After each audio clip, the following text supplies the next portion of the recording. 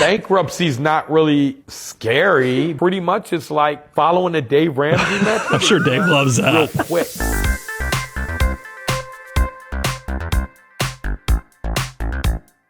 You guys love our TikTok reaction, and guess what? They've loaded us up with a lot more TikTok wisdom. Brian, I am so excited about this because there is still information out there on the internet that the team wants us to react to. So without further ado, let's jump right in. $1 million was a lot of money in 1960. If money deflated at the rate that it has in my 65 years, money is worth 10% of what it was then. So if Millionaire was rich in 1960, you need $10 million in 2024 to be considered a rich person. I mean, I think $1 million in the 1960s was probably more of the equivalent. That's like mega rich. Yeah, that I mean, you were wealthy. loaded back then. Because realize houses back in the 60s, isn't this when like Warren Buffett was buying mansions for $35,000, $40,000? So what I have heard, if you're a person, like from the 90s or early 2000s, if you're going to have the equivalent of $1 million, it's probably more like $3 to $3.5 million now. So he is right. However, I talk about the bowling point. You've got to get to the first 100,000 because then your army of dollar bills starts building upon itself. So let's not minimize what $1 million can do, because if you can reach $1 million, that second million is right around the corner. That's right. Then the third, then the fourth. It gets a heck of a lot easier to build $5 million once you get the first million. So let's not poo-poo on just because $1 million in inflation and what it's done. But Grant does bring up a good point. As much as it pains me to say that, inflation is a real thing. The value of $1 today will be different than the value of $1 in the future. So you do need to make sure that you're making decisions in your financial life to combat that. You've heard us talk about this. One of the very best ways that we can fight inflation and allow our dollars to keep up is by investing in the market, by buying stocks, buying investments that will grow through time, that will likely outpace inflation. It's how you can protect the purchasing power of your dollars. Yeah, get rich so you can own stuff. That's really what you need to do to fight inflation. Bankruptcy's not really scary. They're not going to come kill you. You're going to be bankrupt. Pretty much it's like following the Dave Ramsey method. I'm sure Dave loves that. The Dave Ramsey method will just keep you bankrupt for most of your life. These people the other day, man, they had like $150,000 in loans, and they took like 5 years and worked all this overtime to pay that off. They could have just went bankrupt and worked really hard to build their wealth. But instead, they worked for 5 years really hard to pay debt down to zero, which means when they paid that debt down to zero, they were still broke. They could have just went bankrupt and then worked really hard and had the 150 grand. Do you think the pool he's filming in front of is his pool, or is he just like in the Hojo lobby? Yeah, I think filming that. That's right. By the way, I love how he threw in the Dave Ramsey redemption story. Dave Ramsey did it, so what could be wrong with it because Dave filed bankruptcy? There's a lot that he gave us to digest there. Yeah, basically saying instead of trying to get out of debt, I'm going to use this tool, this bankruptcy thing, and I'm just going to wipe it away, and then I'm going to move right on with my life. Well, unfortunately, we all know this, that when you file bankruptcy, it's not like you just get to move on with your life. That single decision, that idea to walk away from the debts that you signed and said you're going to owe, has a long tail that you'll be dealing with not for weeks to come, not for months to come, but for years to come in your wealth building journey. Yeah, I think he's definitely YOLO, you only live once, but he's not giving you the rest of the story. There is a lot of life that you're going to be restricted if you use this tool of bankruptcy. This is supposed to be something you use when you have no other options. It's not something you lean into so casually as he made it all seem. It makes more financial sense for you to own a supercar that is $100,000 and up than it does to drive a Hyundai for 25 grand. Sorry, Hyundai. But financially, it makes more sense to buy the supercar. Why? Because they don't have a bottom. They don't go to zero. You don't start over. You understand true value. It becomes a wealth transfer. If I can buy, a personal example, the R8 that I had. So I bought that for $80,000 and I sold it for $110,000 after because they always go up. Years. Wow. I got to drive an R8. You got to drive an R8 and have it in your driveway. And I got paid $30,000 to do it. What he's failing to mention is we have to find another inflationary period where the car you bought in 2019 or 2020, and then you could sell in 2021. But that's a moment in time. what worked in the past may not necessarily always work in the future, especially with a supercar or an exotic, because we've reacted to so many. I think it's everybody knows I hate the way luxury cars depreciate. They work, their maintenance, and all of the insurance. Everything's expensive on a luxury car. If you buy a $200,000 car, or in his example, an $80,000 car, there's a heck of a lot of depreciation opportunity between 0 and 80,000 or 0 to 200,000. Whereas when you buy the Hyundai or the Honda or the Toyota, as we often talk about on our content, they depreciate slower, and it's a much smaller number. I mean, if every car is if most cars depreciate 50% within the first 5 years, wouldn't you rather that depreciation be off of $30,000 versus $200,000? That's a lot bigger sum of money lost. I think it's really interesting. I think if I remember the math right, he said he made $30,000 over the course of 2 years. That makes a lot more sense than buying the $25,000 Hyundai. I would like to challenge your mathematics. Are you certain that if you would have went and bought the $25,000 Hyundai, instead of borrowing money to go buy the supercar, and you would have taken that difference and you would have invested that into the market like we had last year in 2023, are you certain that the dollars you would have invested would not have made more than $30,000? And then not only that, it keeps compounding upon itself. I am not going to subscribe to the idea that the supercar was the store of value and the grower of value that well thought out investment strategy could be. I disagree in full force. I would much rather have the $25,000 Hyundai with a big portfolio behind me. Let's say I had to have $60,000. You go to a bank and you say, I need $61,000. They then say, okay, here's your credit. This is what we'll give you or won't give you. Or do you have an asset that we could leverage against? Well, what do you think that I used as my asset? I used my paintings. Yeah. I said, well, I have these paintings. What people don't know is anytime I did a painting, I would have it appraised. And once it was appraised, I could then get insurance on it. So when the bank seen it, they were like, okay, we'll give you $60,000. Oh, so because you had all these paintings. That's like right. 5,000, 5,000, 5,000, 10,000. Who's the artist? Him? Just ones that didn't sell. So here's my collection of paintings. Here's my asset. I can borrow against them. I now get the $60,000. I buy the tattoo studio. That's crazy. You didn't purchase them. You painted them. That's right. Yeah, and here's the thing. Oh, no, please don't take my paintings because I couldn't do it again.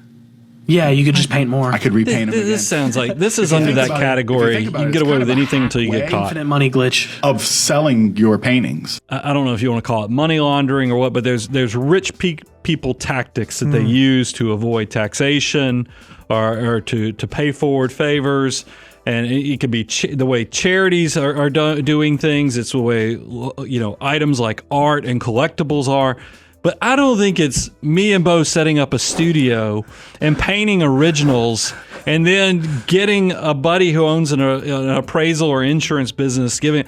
That's not going to be the hack that gets us the wealth. That's not something that everybody can replicate. I don't understand the idea of getting an because what he's talking about is if you do have an asset, you can collateralize. That's the fancy finance word, which means I can turn it into something that I can borrow against. But the actual asset has to have value. And what it's unclear for me is this guy who I don't know, why are his paintings valuable? So you can't just ascertain that, oh, I did a painting and all of a sudden it's worth this. You have to have a credible source say, hey, this thing is worth this. Whether you're collateralizing a building, a home, a piece of land, a painting, jewelry, art, collectibles, whatever it is, it has to actually have value. And then the problem is when you collateralize that and borrow against it, you are now saying, hey, if I do not pay you back this money, you get to take this thing. So if this thing that you're putting up as collateral actually has value to you that other people would recognize, you probably don't want to mess around and not pay back the money you owe on it, because this idea of, oh, I can just go create more paintings, that's not the way that valuable assets work. You can't just create them. I have no idea what this guy was talking about. Can I tell you what the sick burn's going to be? We're going to find out. Somebody's going to tell us in the comments section. He's some famous artist. He's going to be Post Malone or Jelly Roll's tattoo artist because he said he used his art to go then finance his tattoo studio. We're going to find out he's some over-the-top, artist, well-known who person. Actually has valuable and then it art. will make our point that not anybody could do this. So the Brian and Bo art studio would not be able to have an insurable interest. Nor would the But maybe Post Malone and Jelly Roll's tattoo artists potentially could create a value. I used a credit card to buy this entire house. Not a normal credit card though. Please do not do that. A business credit card. So if you have a 720 that credit necklace, score and an LLC, heck, you don't even need an LLC. You can just You had buy one of those. You can get access to $150,000 to $200,000 at 0% interest. You can then liquidate the money off the credit card, meaning take the money off the credit card and put it into your bank account. No, but they'll usually have a then bring your 0% interest money cash to the table, advance and you get limit. a lender, a mortgage And they broker charge to cover for the cash rest. advance. Yeah. It's about $20,000 worth of work. I then refinanced, paid back my mortgage lender, and paid back my got a credit lot of card. hassle Now factor the to revenue it. This house brings in every month from Airbnb pays for the mortgage. Oh, Airbnb. You just can't Short-term rentals. What could go wrong? You go out and get a business credit card with a $200,000 limit. They just don't hand those out. They don't just say, hey, sir, ma'am, here's a $200,000 limit credit card. Feel free to take a cash advance and With cost 0%. That's not the way it works in the real world. In order for you to go to a bank and say, hey, I'm a credible borrower, I need a credit card with X amount of credit limit, they have to say to you, okay, what's your business? And how do we know that there's a going concern that you will continue to be able to pay back your bills? You don't just get to walk up and ask for any credit line you want. That's not the way the business world works. What he's not telling you, if you don't pay back, let's just go with him. There's no way they give you cash advances at that level without interest rate accruing immediately. But let's just say you could get a 0% that was like 5 months, 6 months, or some period of time. If you don't make that back, the interest rate's immediately going to spring up to that 20 to 30% punitive amount. And then on top of that, what happens when your short-term rental, the municipality that's in, sets up all these new rules that now you can't rent it as a short-term rental? There's a lot of things that can go wrong in this situation. Don't fall into this trap. This is a thirst trap in the wrong way. Is that not the right language? As opposed to the right way. Is that not the right way? No. You I mean, nailed is it. that not the way us old people are supposed to? No, you I don't nailed know it. what That's that how means. you should use. I mean, it sounds like it. No, That's how you should use that all the time. No, did I say that wrong? I was calling to get some information about a vehicle I saw on the website. So how many miles are on it again? 67.6. I think I'm going to look around for one with a little bit less miles. Alrighty. Well, thanks for calling. Let me know if I can help. Buddy, just like that, you're going to let me go? Well, I told you that that I think it had a little bit too many miles. You heard that, right? I did hear that. Yeah, and then you said okay, and you were going to get off the phone. Were you going to go back and sit down and have a cup of coffee? What is this? Is he Tony Romo? Well, I apologize. I don't have one with less miles. Well, he's giving coaching advice on a random. I mean, to somebody that just doesn't. Is this a sales prevention line? People that are order takers go work at Walmart, but people that can influence. I'm sure this works with all cold calls. They can get whatever dream they want in life. Okay, don't ever let me catch you being an order taker again. Okay. I appreciate you. Okay. I appreciate your input. Oh my gosh. Okay, first of all, it's Tony Robbins, not Tony Romo. Tony Romo is the Dallas Cowboys quarterback. Oh, that's what you meant. You were talking about Tony. Have you not seen him give? Now look, he's done great commentary. There's even a period where he was predicting every play for like three series. But then there's also been like Super Bowls where he's telling people who actually have championship rings on their fingers how to be a better quarterback. Right. And I'm just sitting there as a person who's cold called. I just can't imagine doing what he just did and that being effective. That's his uncle or that's his neighbor down the street, and he set up that phone call. That's ridiculous. So I know this guy. I'm familiar with this guy. I don't even know who he is. He's actually, I'm going to say famous in quotes, but he's a sales coach. He coaches people on how to like close sales. But it's aggressive and it's grimy and it's just not. I don't think that most people, when they enter into a transactional type relationship, I don't know that utilizing his guidance and his advice is what most people want, because it is strong and this is aggressive. And by the way, if I'm selling a used car, I don't need you to coach me on me to sell my used car. Just let me sell my car. Leave me alone. Let me do my thing. College is useless. It's not only the 100 point Doogie debt Howser? that you're going to be in. It's the 4 years that you're behind the current. The people who don't go to college are 4 years ahead of you. They have 4 years in the real world. They have 4 years of experience. They're going to be more successful than you. It's simple math. Don't go to college. Follow me for more tips like this. This is mean. I feel like I can't comment on this. I'm above an age that if I comment on that, it'd be like I was picking on somebody. But he's right. There are a lot of people that don't have to go to that don't go to college are successful. Kobe Bryant, LeBron James. There's a lot of these people that don't have to go. That's not accurate. Was that Kobe or LeBron? You know what I mean? Exactly. That was a Michael Scott reference I was giving you. Okay. Here's the thing. While he's right, you could get into the workforce earlier and you could start working earlier and you could start saving earlier. That's a very short-term mindset. That is not actually playing the long game, beginning with the end in mind. What you would argue is that if I do go off to college, if I do sacrifice that 4 years, if I do spend money on education, I'm confident there will be an ROI, not only the time that I put into that, but also the dollars I put in that college education, so that when I come out with that degree, when I come out with that training, I'll actually be able to make more money later on in life for a longer period. Now, if you cannot justify that, if you cannot substantiate that, then he's right. Maybe you don't have to go to college. But I think saying college is a complete waste for everybody is a bit too strong. That felt like I was watching one of those E-Trade commercials, where the little kids are playing pickleball or doing some other activity. Where do you think his 10,000 hours came from? I don't. For all that wisdom. I don't think he's got it yet. Okay. I have ladies that ask me all the time, hey, I feel guilty because I'm in business and I have my kids and I'm not spending time with them. I'm like, well, how much time are you giving them? They're like, well, a couple hours. And I'm like, a couple hours? I mean, that's freaking a lot of time. It really is. I give my kids 20 minutes. 20 minutes. My kids don't need more than 20 minutes. But in those 20 minutes, when I'm home, I'm this is like Parks and Rec. Every day for my kids. When I see them, we play Ring Around the Rosie on the outside. We play, I throw them, I'll do things they don't expect me to do. I don't sit and I don't play with my phone when I'm with my kids. I try to surprise them. I try to do Give them 20 they minutes. don't expect. That's the thing, you're not making the best out of your time. Sometimes your kids get used to you just being there and not really being there. First of all, she went quality over quantity. Yeah, and I think there is merit to that. When it comes time to spending family time, you do want to be present. You do want to pour in. You do want to put down the phone. You do want to do those sort of things. Ooh, but man, I got a bunch of kids and they get a lot more than 20 minutes of my time, and I want to give them a lot more than 20 minutes of my time.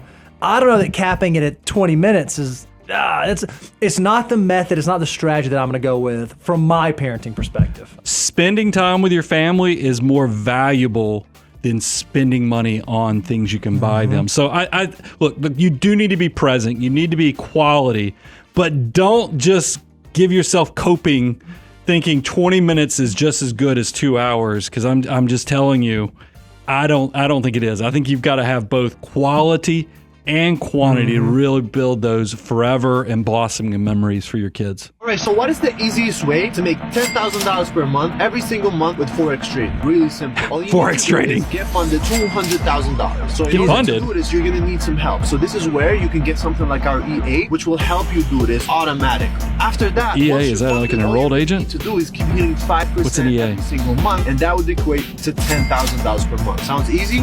Because it is. What was he talking about, Bo? That was a different language. I don't even understand. He said you got to get funded. You got to get $200,000. They have an EA that can help you do that. What's an EA? To get it's an EA. It's one of their things. They got an EA. You don't know either, No, they got an EA. You got to get it. You get an EA and then you go get funded for $200,000. Here's the thing. Making money is not easy. It takes work. It takes diligence. I mean, yeah, there are stories where you hear people that fall backwards into wealth. That is the exception. That is not the rule. The rule is if you put in time and you work hard and you save consistently, you can build up a financial foundation that can ultimately work harder than you do with your brains, your back, and your hands. This get rich quick overnight, $10,000 a month, every month, just follow our program. I don't know if that's the ticket to financial success. Here's something.